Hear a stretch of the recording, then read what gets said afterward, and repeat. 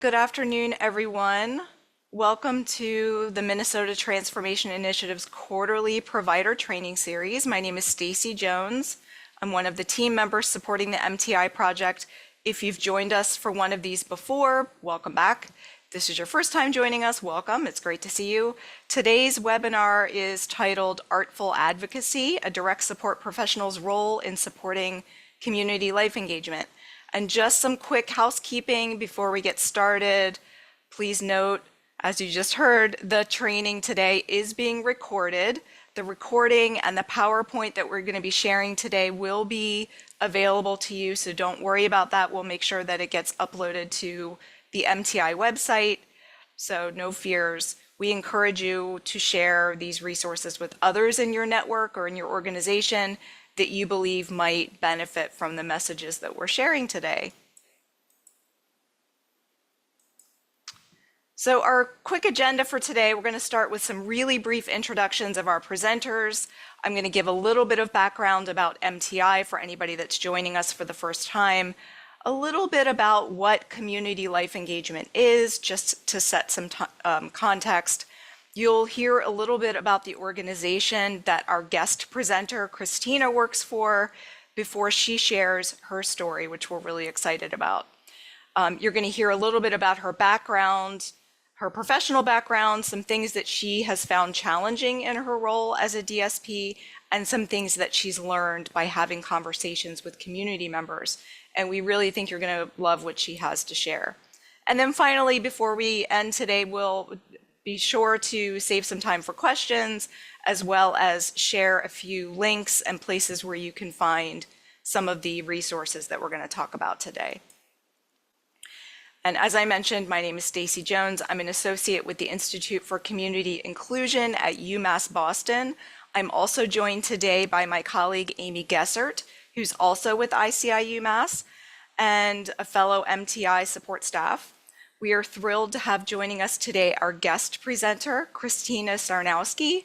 Christina is a DSP with Phase Industries, an organization that you'll hear a little bit more about in just a minute for anyone that may not be familiar. Amy and Christina will both be sharing more about themselves in their roles during today's presentation. As a quick reminder for anyone that may be joining us for the first time, the Minnesota Transformation Initiative is a project that's funded and made possible by Minnesota DHS and is part of a wider effort to support people with disabilities to find competitive integrated jobs in their communities. MTI offers all kinds of resources and supports, including things like individualized technical assistance to provider organizations, to counties and tribal nations. And we also provide statewide training opportunities like today's virtual training. MTI also has resources for things like peer mentoring and education for people with disabilities, family members, and provider organizations. And partners in this project are represented by the logos on the screen that you see here, including the Institute on Community Integration at the University of Minnesota, Quillo, the ARC of Minnesota, Strengths at Work LLC, and ICI UMass Boston. Also, you'll see on your screen a link to our dedicated webpage. If you haven't checked it out, we recommend it. If you have checked it out before, we've upgraded it a little bit, and you'll find more information about the project, resources, and you'll also find previous recordings of other trainings that MTI has sponsored. If you haven't already, you can also sign up to be on our mailing list. And now, housekeeping out of the way, we can move on to our content. Today's webinar is really highlighting how one direct support professional has been approaching her work to support people to engage in community life and pathways to employment. But before we hear that story, we wanted to just take a brief minute and define what it is we mean when we use the term community life engagement, because there are a lot of terminologies that get thrown around. We want to be sure we're all talking about the same thing. Essentially, community life engagement really just refers to people accessing and participating in their communities in integrated and typical settings. And when we say people, we mean all people, right? Not just people with disabilities. We're talking about people with and without disabilities. Community life engagement is an outcome that we all achieve in our lives, hopefully in some way or another. So we're not talking about a service or a program. We're really just talking about the ways that people can meaningfully participate as opposed to just physically being present in community settings. And we know that people with disabilities may need paid and or unpaid services or supports to achieve those kind of community engagement outcomes in the same way that people may need paid or unpaid support to achieve their employment goals. Now, over the last decade or so, ICI UMass Boston has done some ongoing research in this area and identified through that work kind of the characteristics of quality supports that promote and facilitate community life engagement. And we call these characteristics the 4 community life engagement guideposts. And you can see on your screen just an icon that shows each of the 4 guideposts. Number 1 is individualizing supports for each person. Number 2, promoting community membership and contribution. Number 3, developing relationships and skills. And number 4, ensuring that supports are outcome oriented and regularly monitored. Now, just a quick disclaimer that today's discussion is not meant to be a deep dive on community life engagement or these guideposts. We just wanted to share this to give a little context. But if you would like to learn more or want to hear a more in-depth description, as I mentioned on the MTI website, we do have a few actually recorded webinars that you can check out. You can also find ICI's Explore Community Life Engagement Toolkit at the link that's shared on the screen. We'll also, during this webinar, pop it in the chat if you'd like to catch it. You can find more information about the guideposts, the research that inform the guideposts, as well as some promising practices and other training resources. And one last resource in that toolkit that I want to mention that might be of interest to organizations that provide supports to people is we have what's called the Community Life Engagement Fidelity Scale, which essentially is a self-assessment tool that organizations can use to take a look at their own practices and determine how well your organization's current practices align with those 4 CLE guideposts and kind of help better understand what potential areas for ongoing support. So now that we've provided a little bit of context about community life engagement, about the conversation we're going to have, I'm now going to hand things off to my colleague, Amy Gessert, who's going to talk about Phase Industries. Thank you, Stacy. I started working with Phase Industries in 2022 through the Transition to Competitive Wage Grant Program. They're located in rural Greater Minnesota with locations in Sandstone, Mora, Heritage Barnwood in Cambridge, Marshall, Pine City, and the Heritage Thrift Store in Mora. Phase serves more than 400 people and employs more than 100 staff. Phase Industries offers many services, including day support, pre-voc, and employment services, and they're CARF accredited. Next slide, please, Stacy.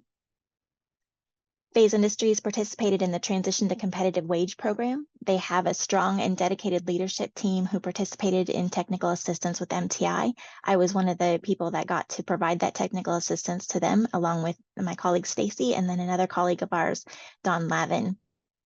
They actively participated in community life engagement, community of practice calls, sharing insights and learning from peers.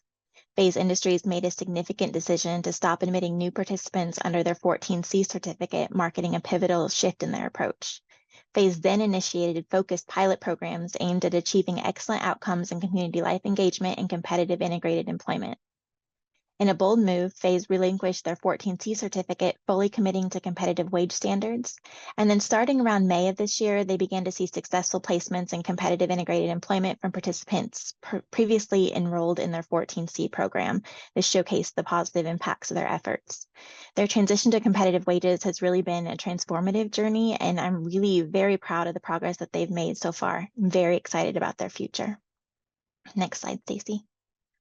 It's my pleasure to introduce you to one of the people that I've been lucky enough to work with at Phase Industries, Christina Sarnowski. With over 20 years of experience in the education field, Christina has taught in a variety of classroom settings in the Twin Cities, including an urban public high school, a publicly funded residential school for arts-focused 11th and 12th graders from across Minnesota, and a private college preparatory high school. Driven by a desire to move closer to family, Christina relocated to a smaller town and launched a successful online tutoring business. Despite the joy of tutoring, Christina missed the camaraderie of working with the team. This led to the discovery of Phase Industries, an organization already familiar with her through a family connection. Joining Phase in late November of last year, Christina has been dedicated to pre-vocational services, passionately helping individuals discover new confidence in their abilities and fostering communities through support, acceptance, growth, and learning. So with that, I'll go ahead and turn it over to you, Christina. Thank you so much, Avi. That was a great introduction. Appreciate it.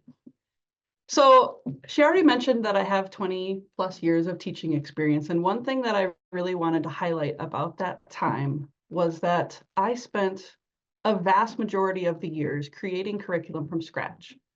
I often didn't have a textbook. My colleagues and I developed worksheets, tests, reference materials, etc. on a regular basis. So when I came to Phase Industries to work as a DSP, I thought this is going to be great.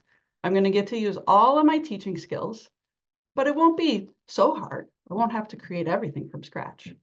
But I had a lot to learn. Becoming a DSP is hard work. It is a hard job to have.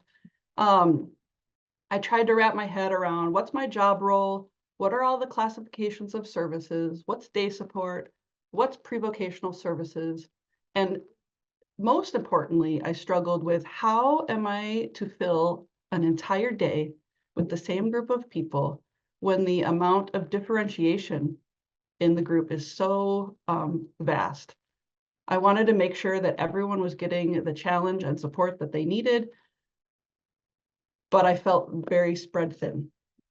I think it was probably the most stressful job that I've had in all my teaching career. So on top of the challenge to fill the day, I was aware that people were bored. They had been doing a lot of the same things on repeat over the years. And I was really quickly running out of new ideas. What can I do? So I began looking for another way. And I remembered during my interview, I was told about CLE. And I didn't remember the term at the time, but I remember that it resonated with me and that it fit with most of my values. And it seemed an incredibly effective way to provide what I called in the teaching world experiential learning.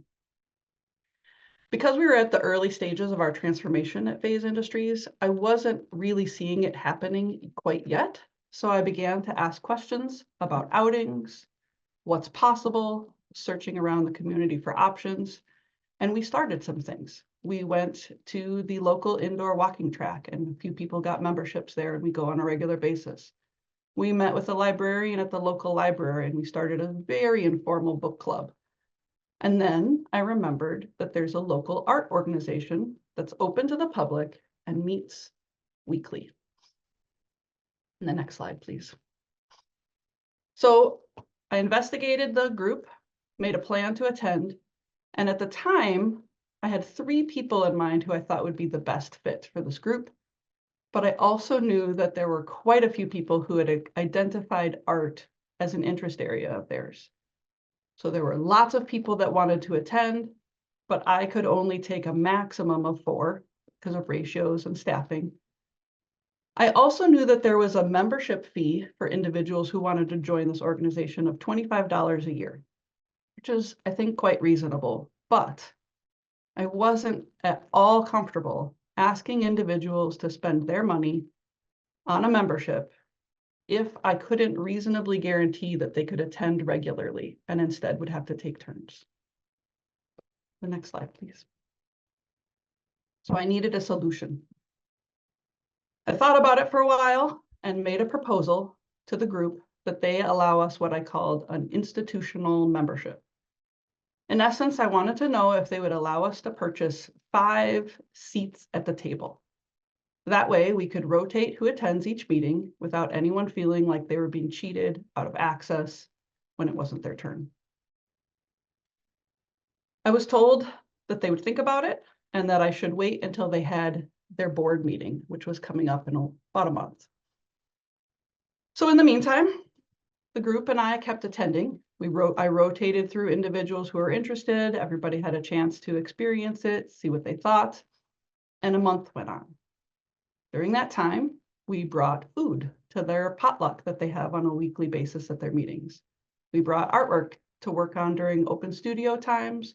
We created work to share for theme challenges, and we continued to get to know people better.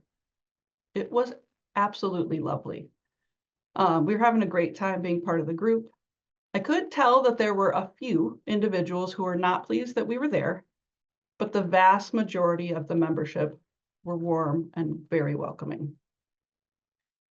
Also during that month, there were phone calls and texts from the board asking for more information about our group and conversation and the membership we were looking for. And I was starting to get hints that there might be some issues arising. So it was finally time for the board meeting where the decision would be made. And this is a very long story, but I'm going to summarize. They approached me and said that they had a potential solution for us. They said, instead of membership, how about you apply for available grant money, and then you can have the members of the group come and give art classes at your site. Now, this may have satisfied some of the need for greater access and community education in the arts, but it was not my primary goal. I really wanted individuals to make meaningful and consistent connections with people in the community through membership in this group. So I thanked them for the offer, but asked that we set it aside for now and continue to talk about membership. They had a lot of questions and concerns. They asked things like, or they said things like, we're really concerned that the individuals you serve won't connect with us. We're all old and retired, and they're much younger than us. They said, people are threatening to quit our group if we allow you to become members, and we're really worried about that. They also said, many people in the group don't feel like you're doing real art. They asked, do these individuals attend galleries and art showings regularly? Do they do art on their own time? They even asked, what do we call them?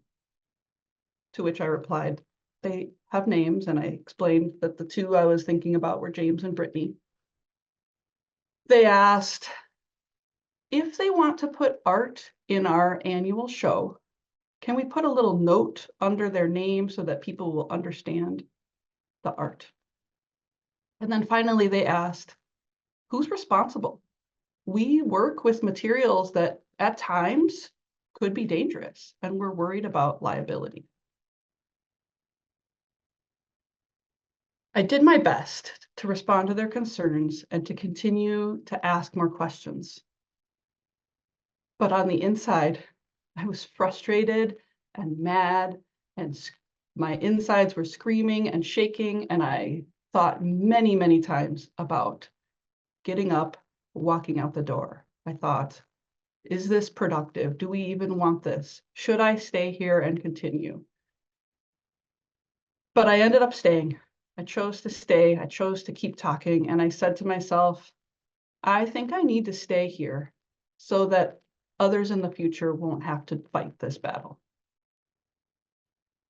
I could see that the board was concerned about the integrity of their group, and they were worried about it changing dramatically. And even though that they seemed like they really wanted to say no, they maybe weren't sure they actually could say no. I could kind of see where they were coming from about their concerns, but of course also saw a ton of issues with their line of thinking through the lens of the individuals I serve. So I wanted to understand them better and hopefully discover a way forward. So I brought it back to the group's missions and value statements, and they had said that they were a group open to any adult who had an interest and appreciation in the arts, and they had stated that they welcomed artists of all abilities and of any medium. So then I asked questions like, have you ever had this sort of conversation with other potential new members? Do you have a process for deciding membership? If so, is it the same as what we're doing now? If not, why are we different? I asked, what would happen if someone joins the group and it turns out they really aren't a good fit? Have you ever asked anyone to leave the group, or does it tend to work itself out naturally? I asked, have you ever denied membership before? What were the circumstances, if so? I asked and reminded them, isn't art really about making connections and creatively solving problems and finding solutions? I feel like that's what we're trying to do here.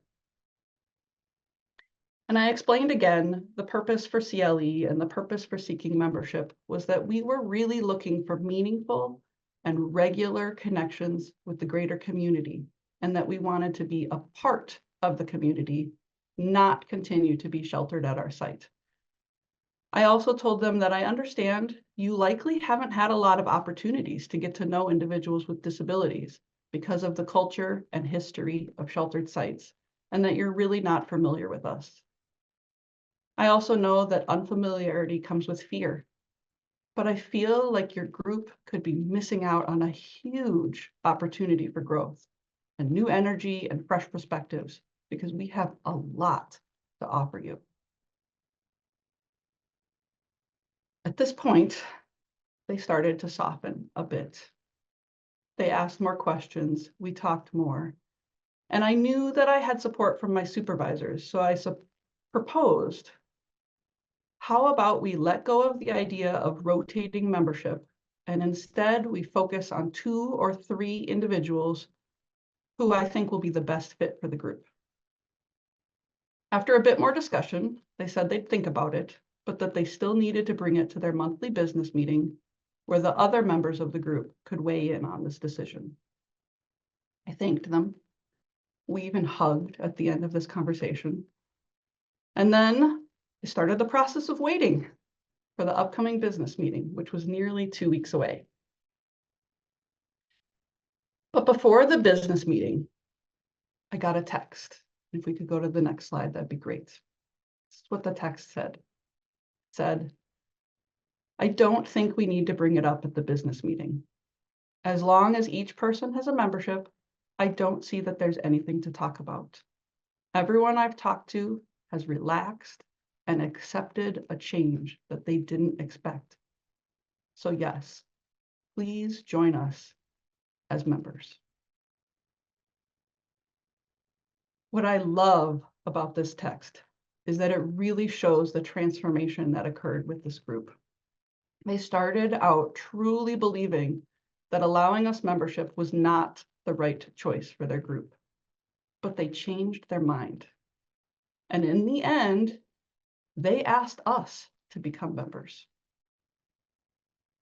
So it was then that Brittany and James completed the paperwork, sent in their membership fees, and were able to become official members of the group. It's an exciting day. You can go to the next slide.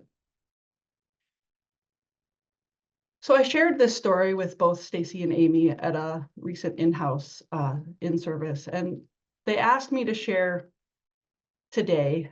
And at first I was struggling to understand why. I know it's a great story. It was exciting that we got there, but like, what else is there? What else happened here? What did I learn? And I really do think that by asking for a unique membership solution, I inadvertently opened the door for them to object. We might not have gone through all of this if we had simply just purchased the membership right away, but I'm glad this happened because it taught me something.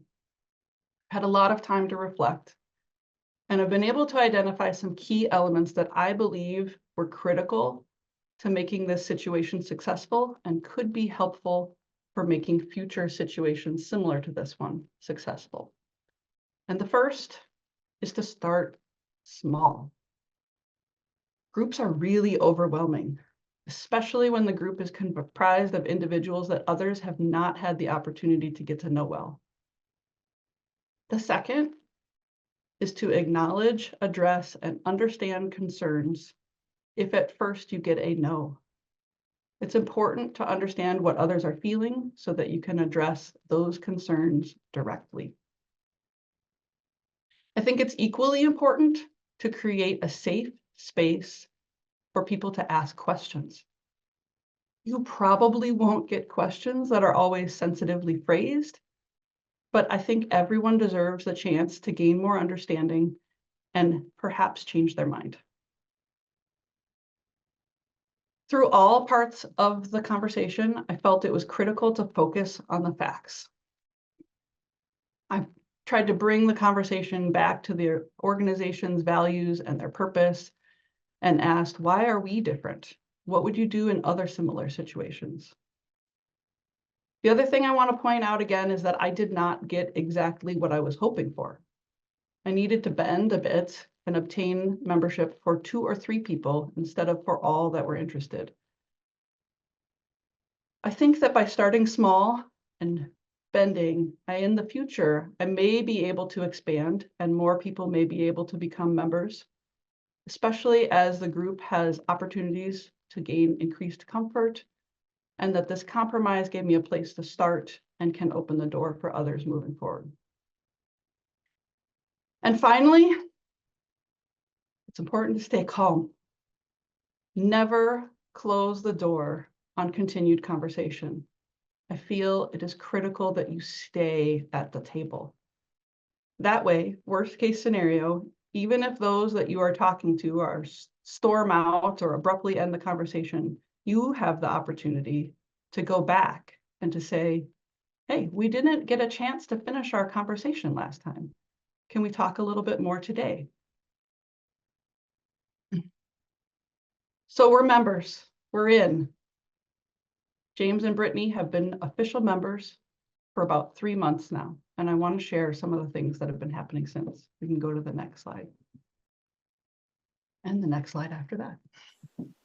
And Christina, can I just jump in real quick just Yes. for a comment there? Absolutely. First of all, thank you for sharing that story. And I want to go back to one of the first comments you made when you were describing your experience becoming a DSP and feeling the challenge of, and I'm paraphrasing, these aren't your exact words, but you were envisioning, how am I going to keep people busy? What's going to fill people's days? And I think acknowledging that our service system has artificially created this idea that people are engaged in activities during the chunk of time, Monday through Friday, 9 to 4.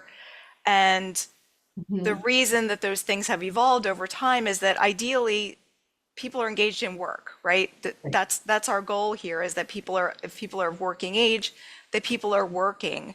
And so again, our system over time sort of evolved these practices where some people were supported to get jobs, and then people that either hadn't quite decided they wanted work were in this other category of non-work.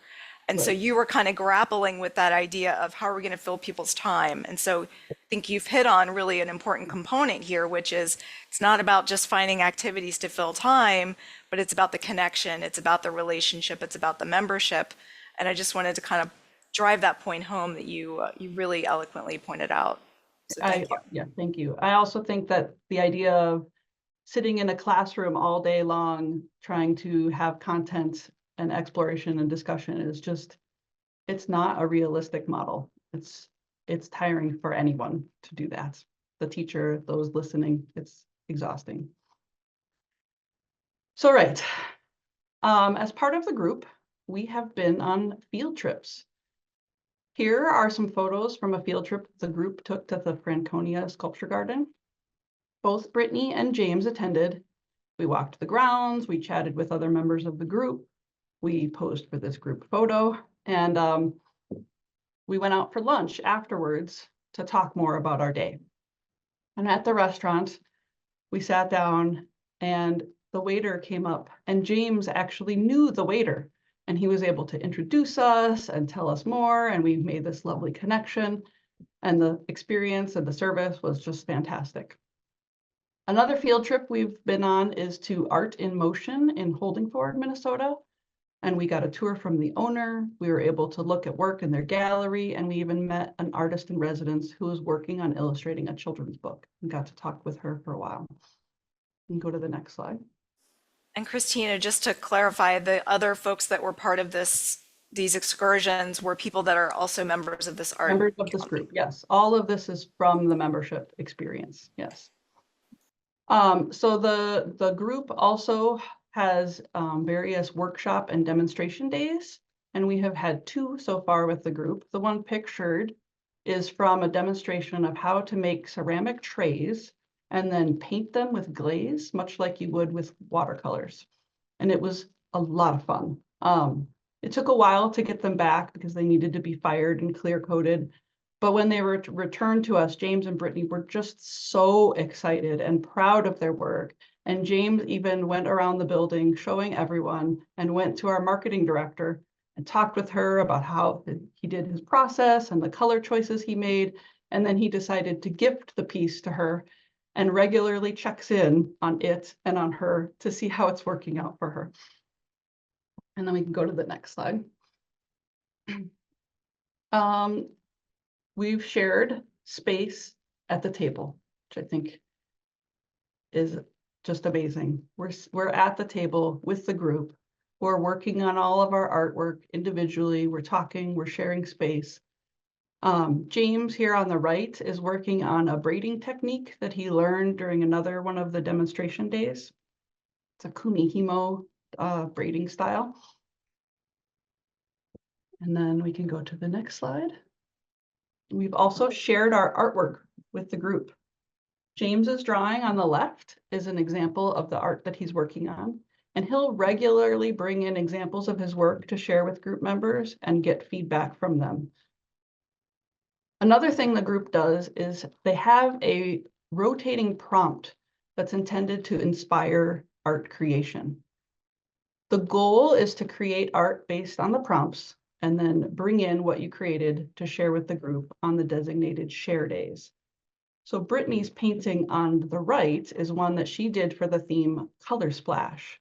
And it's a image of her room, her bedroom, where she reimagined it in new colors.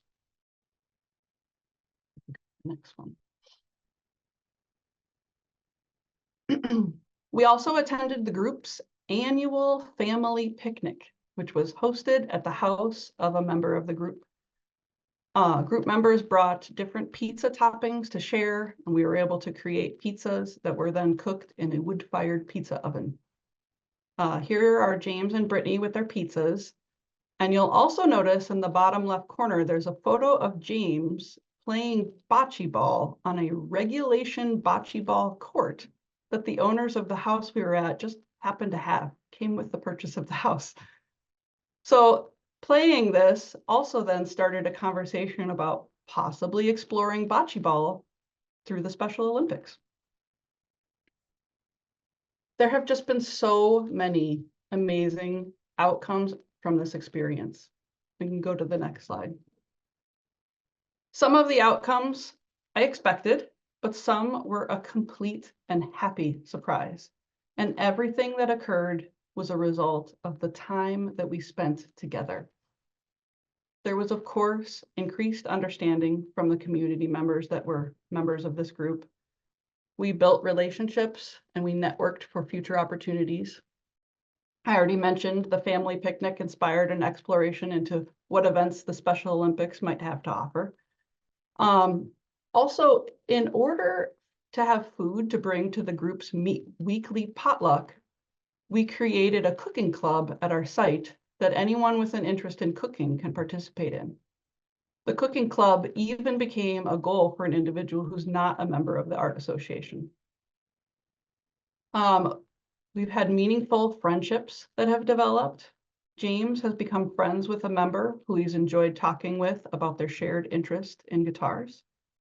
And Brittany has been invited to hang out at the house of a member of the group so that she and Brittany can chat and do art together in a quieter environment. Another member of the group is in the process of becoming a volunteer at our site so that she can help us finish a project that we started a while back, sewing tote bags.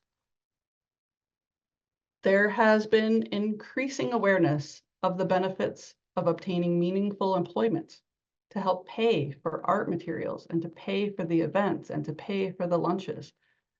And we've even had some job opportunities. A member of the group has recognized that James is a super energetic, helpful, amazing guy.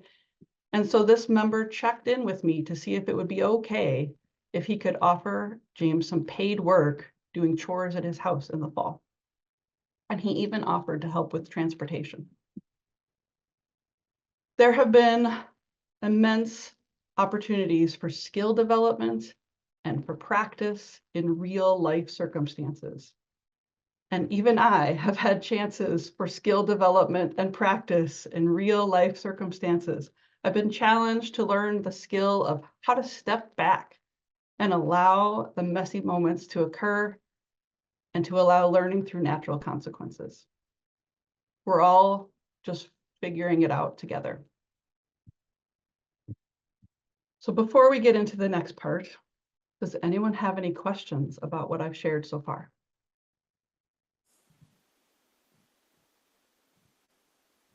Feel free to type in the chat box if people have questions. Even if it's after Christina continues, you can feel free to put your questions in the chat. While we just wait a second, Christina, I also just want to, again, acknowledge the reason that we titled today's discussion Artful Advocacy, I think is very clear in the way you've described the way that you've approached this situation in a very artful way. There's not a road map here, right? There's not a script for you to follow. There wasn't, if somebody says this is what I do. And I think what my takeaway is here is you really took time to just pay attention to what was happening around you, listen to the concerns of others, and that was better informing your approach, which I think is extremely artful. It's the only word that I can think of to describe it. So I think it's very commendable. Thank you, Stacy. I'm gonna move us to the next slide, but again, if folks have, oh wait, maybe we do have a question. Oh, the question is about what's the name of the group? Or I'm not sure if you're talking about the organization that Christina's from, Phase Industries. She's talking about,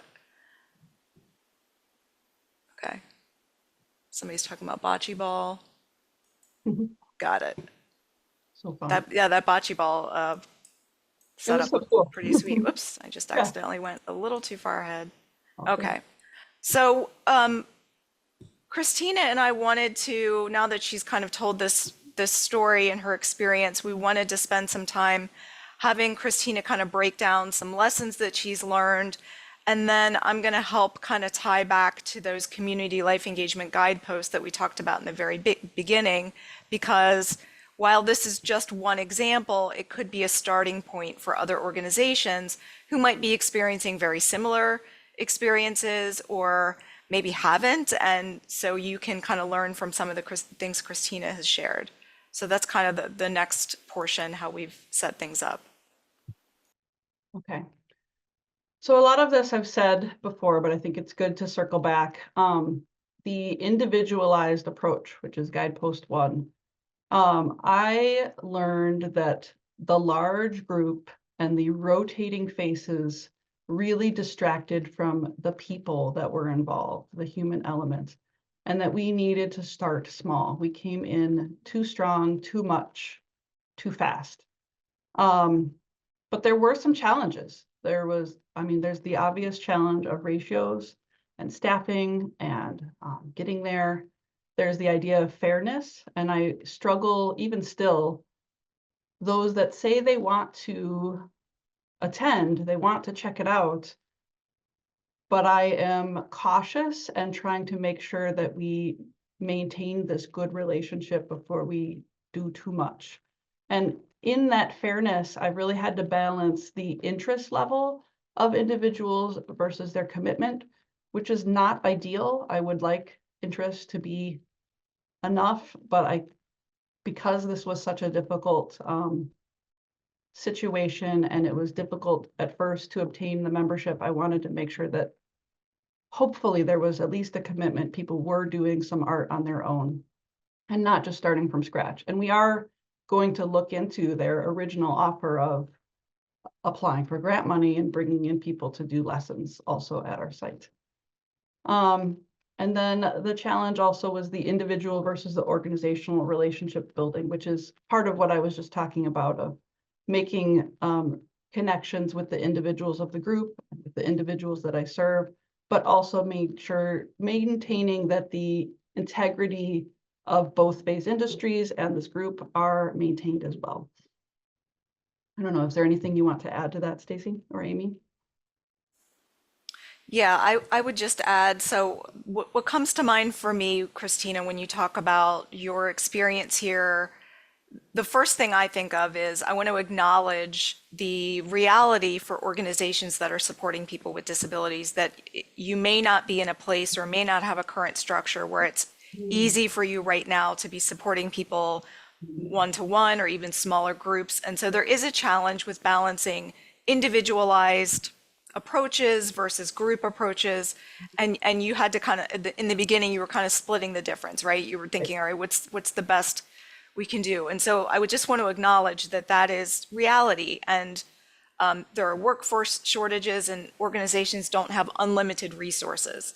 But ultimately, when we're talking about having an individualized approach, we have to start with getting to know people first.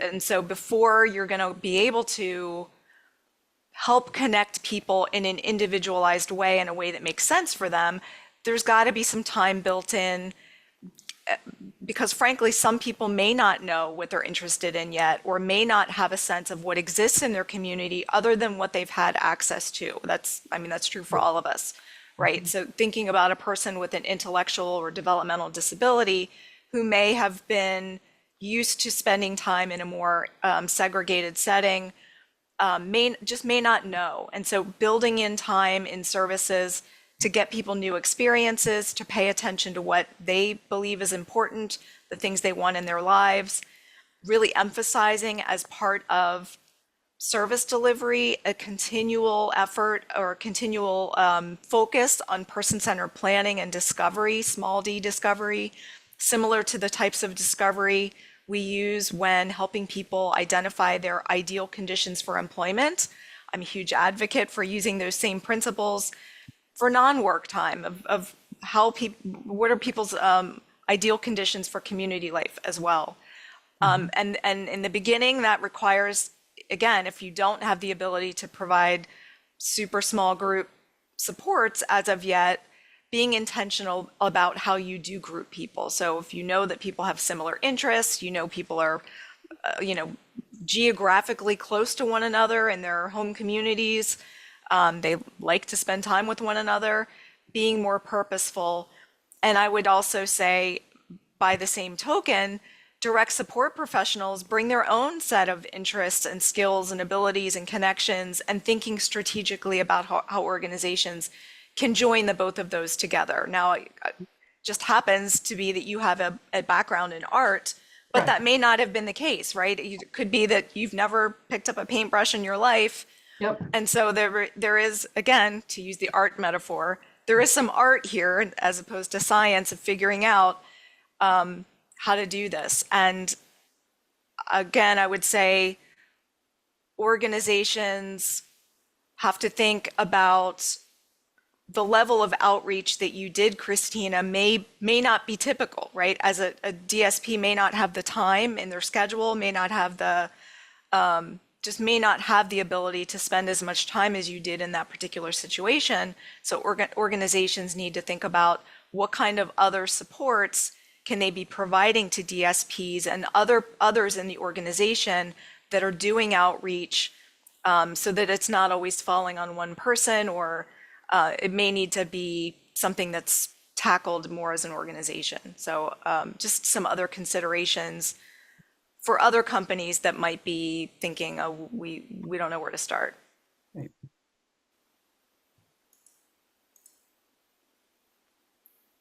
Okay. So guidepost 2.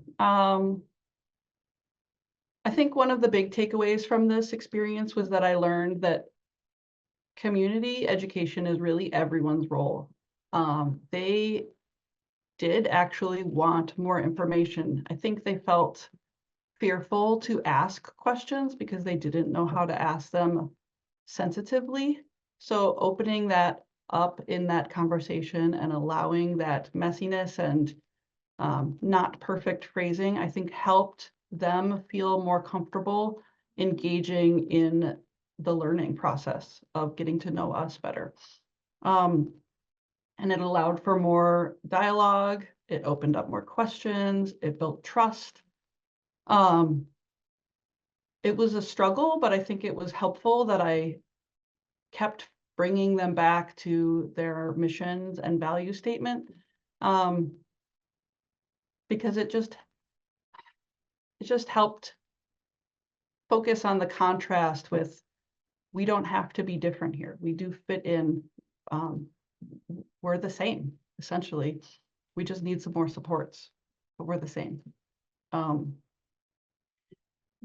A challenge, obviously, part of this is that there are pre-existing cultures. There are a lot of people in the community that have had minimal or no exposure to people with disabilities, and they have preconceived ideas, preconceived notions about what that might look like, where people belong, because we have been sheltered and we have been hidden away.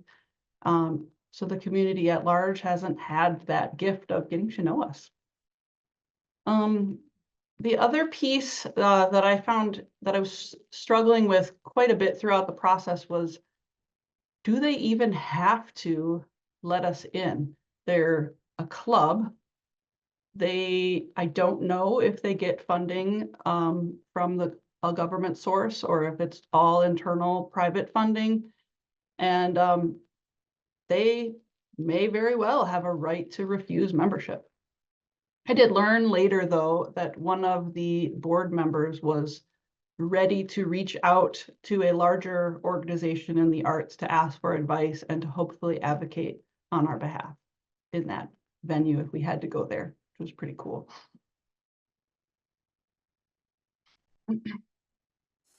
That's great. And I just want to acknowledge a comment in the Q&A from Don Lavin, who says, the rules of social attraction, rule number 1, similarities attract. And I'm assuming that was maybe in reference to us talking about being thoughtful about grouping and thinking about people's interests. Absolutely.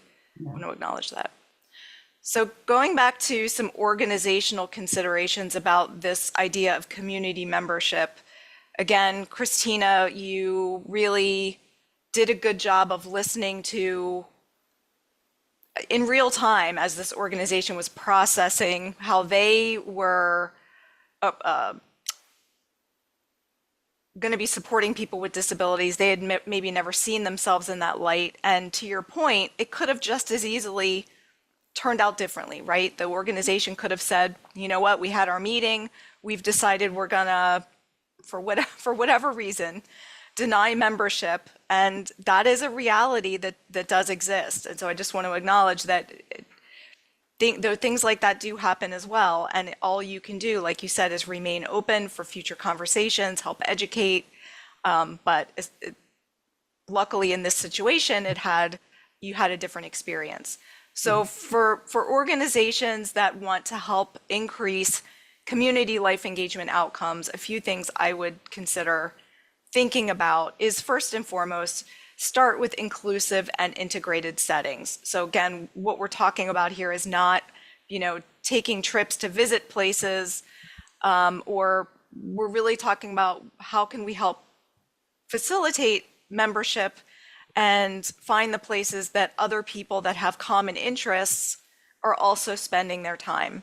We may know about some of those, like, any of us can do an environmental scan of public entities that exist in our communities, but sometimes we need to dig a little bit deeper. We need to do real community mapping to figure out, I have a special interest in, I don't know, maybe it is bocce ball. I don't play bocce ball, but I'm sure there's a thriving bocce community. all around. And where do people that have an affinity toward bocce, where are they spending their time? What kind of things do they get into? Is there a league? Is there this or that? So it requires some level of really getting in there. And again, back to my previous point, Christina may or may not have the bandwidth in her role to do all of that. So organizations should be thinking about who else is doing community mapping. And of course, as much as possible, we should be doing community mapping, supporting people with disabilities themselves to be mapping their own communities and figure out what's there and what might be of interest. We also want to make sure that unintentionally, we don't have staff limit connections with community members. And again, I say unintentionally because I don't think people would intend for this to happen. But back to Christina's, one of her original comments about it's going to feel really disruptive if we as a large group come and participate here. A large group is not easy to interact with on an individual basis.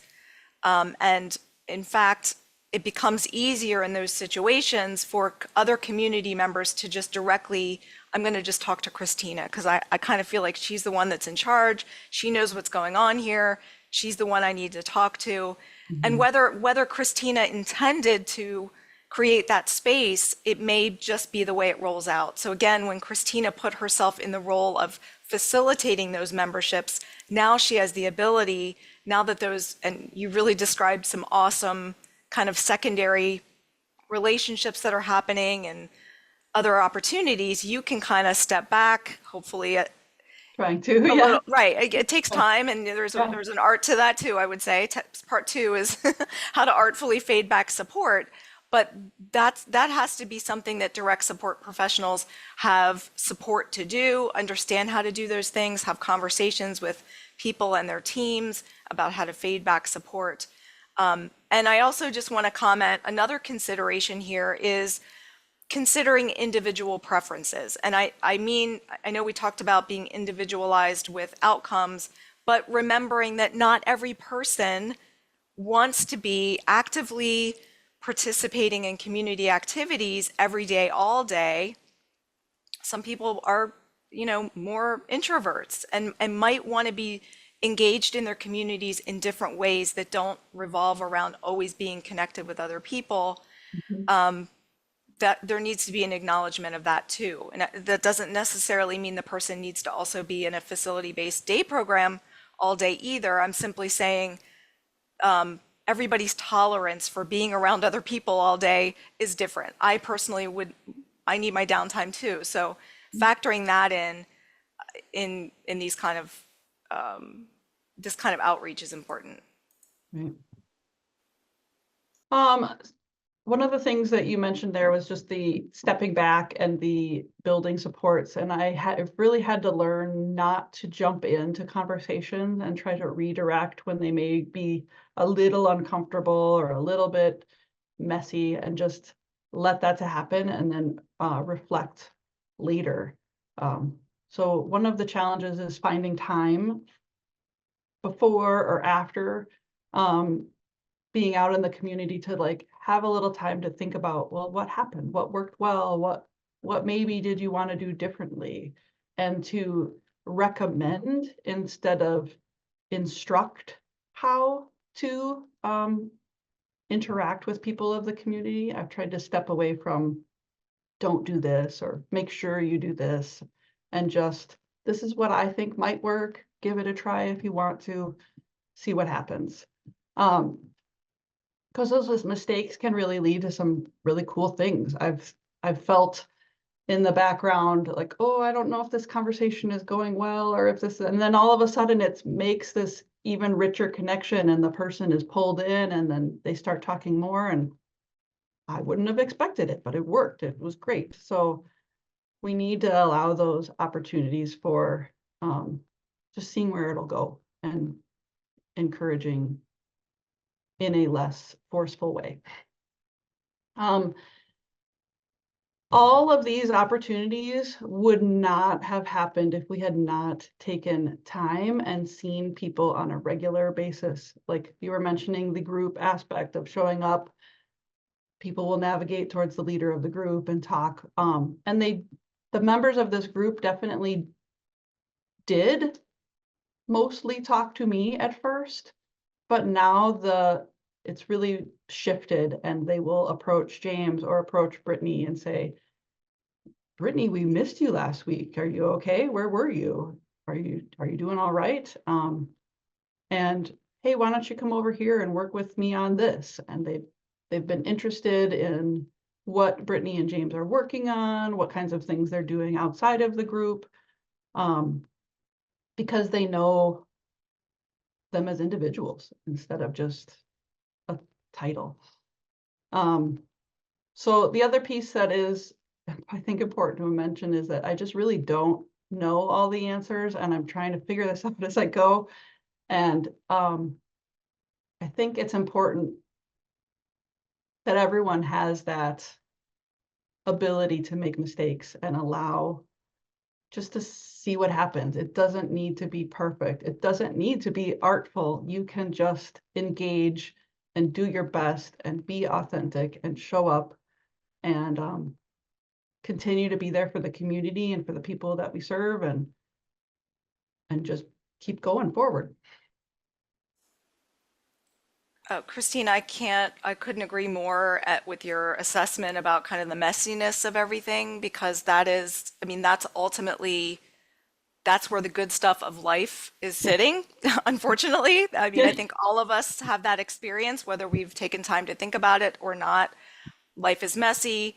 Experiences can be messy. Some can be good, some can be bad. And unfortunately, people with disabilities historically haven't always had the opportunity to make mistakes, to learn in the same ways that the rest of us have, for all kinds of reasons, for maybe being sheltered or being overprotected, or just not having access to the types of situations that you're referencing.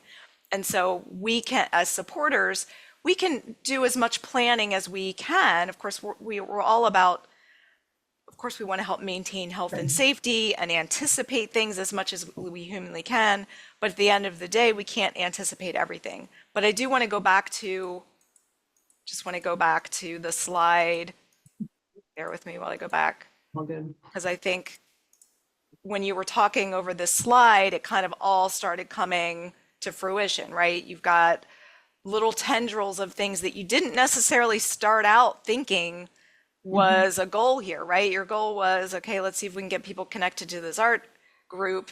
Now you've got potlucks, you've got people learning to make meals and plan, you've got people engaged in bocce ball and potentially doing paid work. I mean, these are experiences, like you said, that people wouldn't necessarily have had.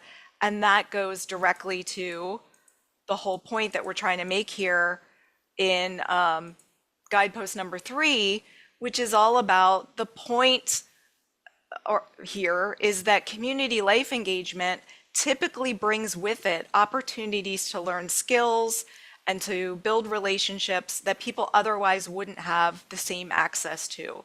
And so it goes back to what we've already said multiple times, that this isn't just about finding places to be or ways to spend time, but what are the other things that can be, and it doesn't mean that every minute of every day, you've got to be focused on, okay, Christina, what skill are you learning right this second? But instead, just being a little bit more purposeful to ensure there's something that the person can be supported to achieve that's going to help them get closer to the goals they've set in their lives. And you mentioned it a few times, but I want to bring it up again about employment, right? You talked about the fact that this having money available to do the things that people were now finding that they wanted to take part in, all these great community things, they all cost money.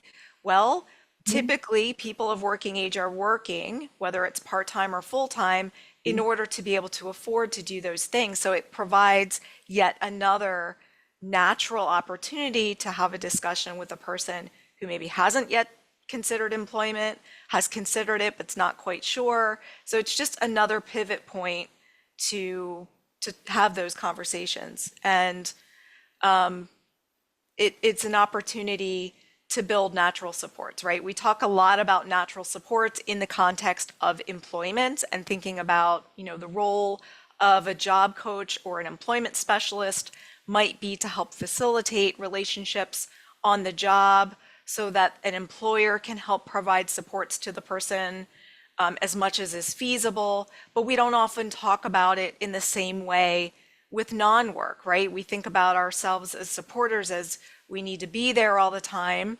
And for some people that might be true. You know, some people may need supports to that level, but where it's feasible, can we back away a little bit? You know, if a person is getting connected to their faith community in some way, and they're becoming part of a congregation and meeting people that also are part of that faith community, is there an opportunity to, you know, maybe that relationship builds to the point where the person can get a ride to Bible study? Or, I mean, these are things that can happen organically over time, but sometimes we need to help facilitate those things. They may not magically happen unless we help make the connections. And I want to acknowledge Katie's comment in the questions and answers. Opportunities tend to come by who you know. If you are sheltered, these opportunities won't come naturally like most people that aren't sheltered. Oftentimes people are hired because they're connected with someone or a friendship. Can't make connections if you aren't around people. Yeah. Absolutely beautifully said, Katie. That's absolutely right. If people aren't showing up to places where they could eventually find commonalities and build relationships, then they're not going to happen. So we have to help facilitate that. Yeah, that was beautiful. That's good.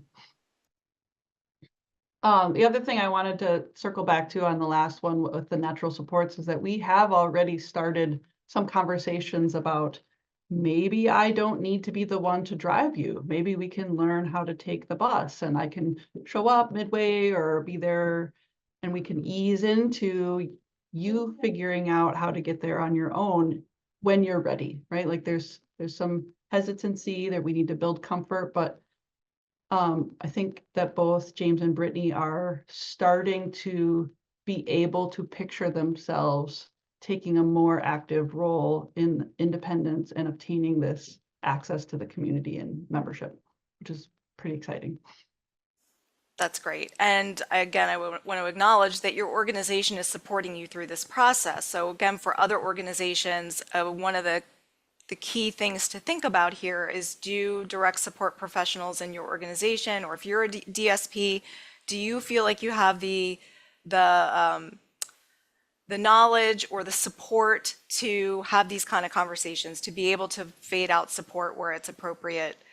So that's another area, because that may, if it's newer for your organization, there may need to be more purposeful and strategic discussions about how to tackle that. Absolutely. Yeah. Yeah, I just had a quick comment. In my experience working in the provider world, having the conversation about independent time, right? So in our support documents, how much time can a person not have a staff with them?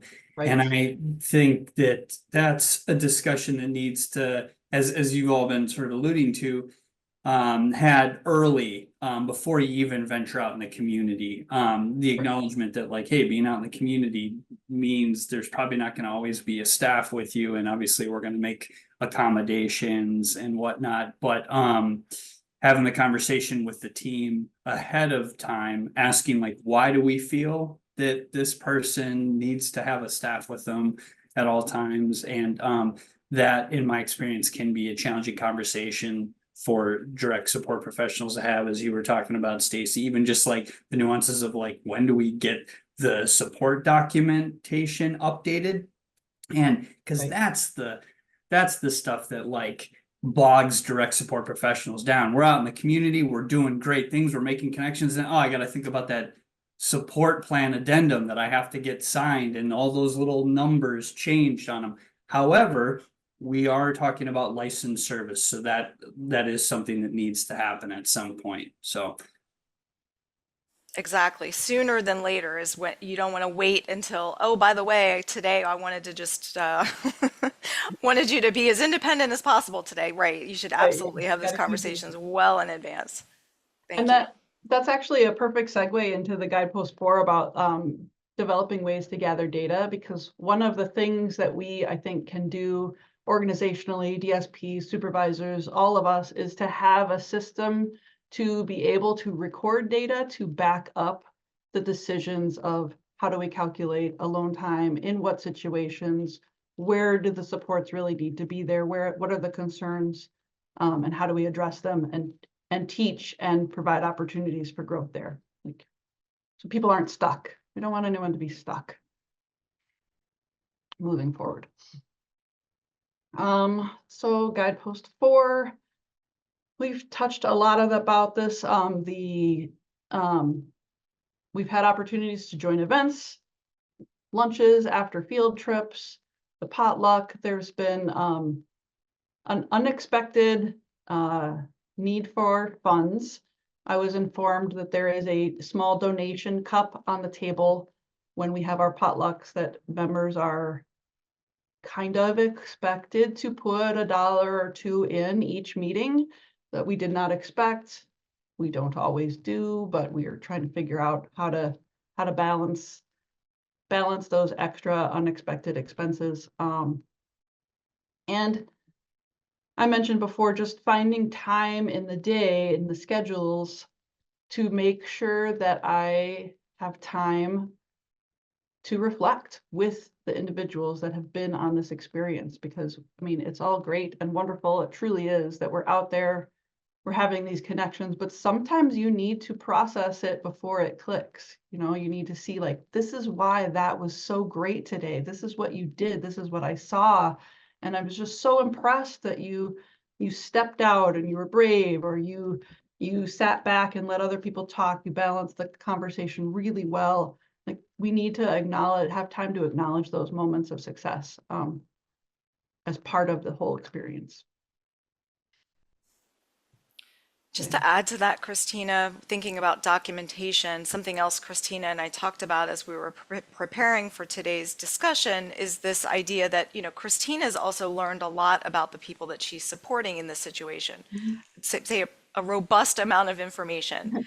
And so thinking as an organization about how, as staff learn more about people, what's the mechanism to ensure that information gets put in places that others are going to benefit from it, right? That there's some internal ongoing person-centered planning process that's kind of baked into service delivery, so that, you know, again, there is a lot of turnover in our field. That's not a surprise to anybody. Christina could, as I told her, she could win the lottery next week, and she may decide that she's going to move on. And so where's all that information that she's learned about people going to be housed, so that the next person, or maybe another one of your coworkers, Christina, you're still in your job, but maybe another staff person stepping in to support one of these individuals, how are you going to make sure they have that same robust understanding? So that's another thing I would just add under that heading of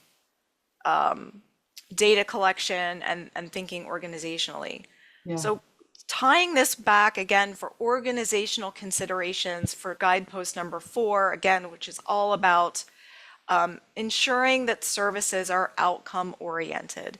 And I know that we've repeated this numerous times, but it's worth repeating again. Again, the point of supporting people to engage in community life and to be employed is about those outcomes. It's not just, did the person attend our services and did they take part in today's scheduled activities? Yes, you do want to know those things too, but there's a deeper level. And so when we say focus on goals, you know, one way I like to think about it is, when we think about employment for people with disabilities, the things that go along with employment are a little easier for us to track as an organization, right? If Christina has a job, I can say, how many hours a week are you working? Is it competitive and integrated? What kind of wages are you making? Do you have access to paid time off? There are just very kind of simple metrics that we can measure. Okay, are we meeting our goals of helping Christina get a job? When it comes to community life, people's lives do tend to look very different, and what people want their community life to look like tends to be very different. So it's not quite as cut and dry. And I would also argue, if you start to see that everybody you're supporting, their community life all coincidentally looks very similar, it's probably because of that historic thing where people with disabilities tend to be receiving services in groups and tend to do similar activities. So it's just kind of a way to check in. Are the outcomes of the services that you're providing, are they connecting back to those individualized life goals that people have? And the way that Christina kind of described, again, connecting to interest, connecting to employment, connecting to growth, and having a clear expectation that there are some outcomes that are achieved. We've already talked about employment, but employment is also something that can complement community life. We know that most people with intellectual developmental disabilities are working part-time if they have a job. That's what the national data tells us.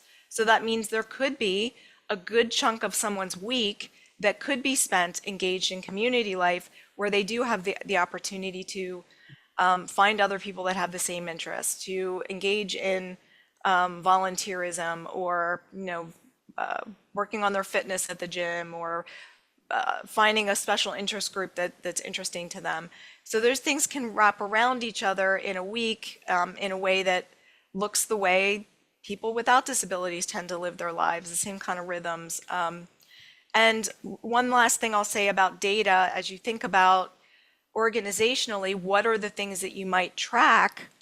I would go back to those 4 guideposts. So are you tracking, is the way that a person is spending their day, does that actually tie back to their individualized goals and things that they want to accomplish? To your point, Christina, a natural next step for some of the folks you're supporting, it could be focused on transportation, right? Are there other avenues? Is there another next step that people can be learning? Do people have access to other people without disabilities and paid staff on a regular basis? That could be something your organization is tracking. Do people have access to learn new skills, and what are those new skills? And using that data as it comes in, again, Christina mentioned that she takes time in her role to think about what's occurred, what might be next, but can you be using that data to drive your organization's continual quality improvement process? What do we need to do next? What additional training might we need to have? What other supports might need to be in place?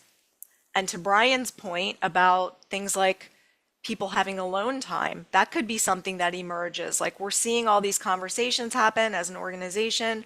We need to kind of huddle and internally ensure that we know how to talk about these things, or that DSPs have the right support to navigate these kind of conversations. But there could just as easily be other things that emerge that need more specialized attention or tools or training. So it's just a way to take the information that's being learned and repurpose it. I want to add to that too, that there needs to be room for the goals to change. I think sometimes we forget to revisit the goals that have been set, and we just keep moving forward with those goals, and we forget to go back and ensure, are these still actually your goals, or have you discovered something new about yourself or about your community that you are now wanting to explore and pursue instead? That just needs to be baked into that whole conversation. Really great point, because what happens if a person gets a brand new experience that completely changes their perspective of what they thought they wanted to do, right?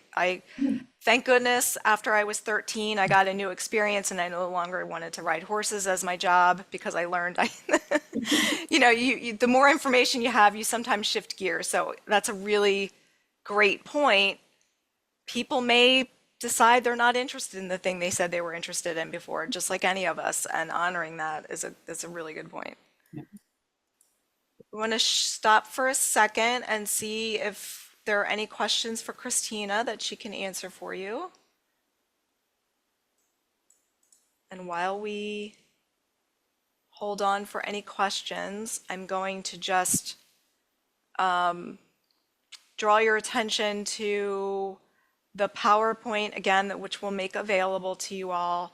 You'll find some links to the resources that we talked about today. The first one being the Minnesota Transformation Initiative, where you'll be able to find the recording from today, as well as previous webinars that you can listen into if you'd like. There's a link to ICI's Agency Change Toolkit, the Community Life Engagement Toolkit, where you can find more information and kind of deeper best practices about the Community Life Engagement Tool. You'll find a link to the Fidelity Scale, as well as an individual learner course that's available. Christina, I don't see any questions, Okay. but I want to thank you on behalf of the entire MTI team for being willing to talk about your experience, for being vulnerable and sharing, and no one has all the answers, but saying that out loud and saying that you don't have all the answers, I think is really important. And again, acknowledging how artfully you approached this particular advocacy, and we would love to, hear how things continue to unveil for you and for the people you're supporting and for FASE. I think we're all just brand new to this. We're learning together and it's been great. I will say that these resources are fantastic and they were super helpful in sort of reflecting on the experience and thinking about how they tied in and what I maybe could have done differently. And they're awesome. So thank you for having those available. Thank you. And Christina, I know in this PowerPoint, we made your email address available. I just want to confirm that if folks want to reach out to you, that you're okay with that. That's People have absolutely questions. fine. Yeah. Okay. All right, then on behalf of the entire team, thank you everybody for participating today. Have a great afternoon. Thank you, Christina. Thank you.